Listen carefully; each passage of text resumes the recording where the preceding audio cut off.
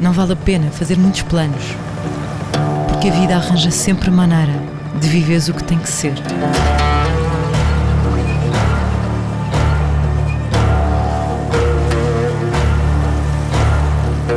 Neste caso, o que tinha mesmo que ser aconteceu aqui, mas já lá vamos.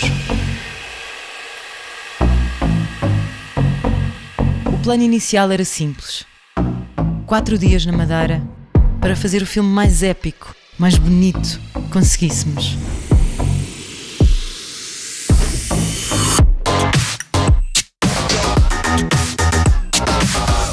Mas assim que levantámos voo, o plano também foi ao ar.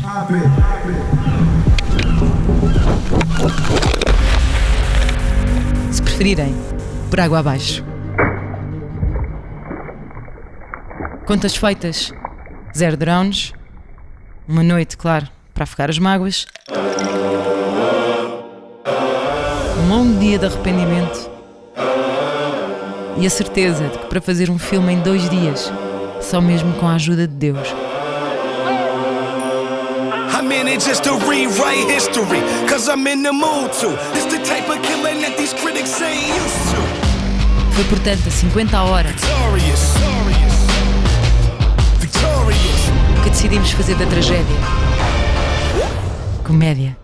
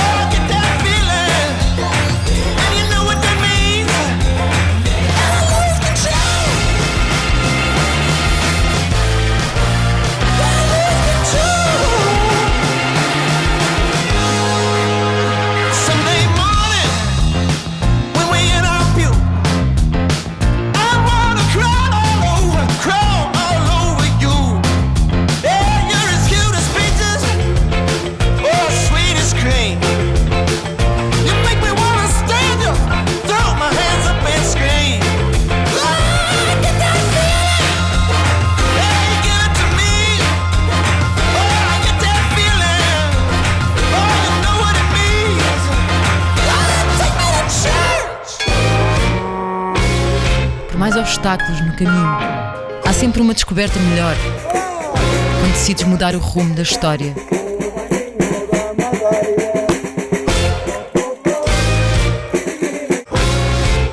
Uma história feliz é criar um espaço onde cabe toda a gente.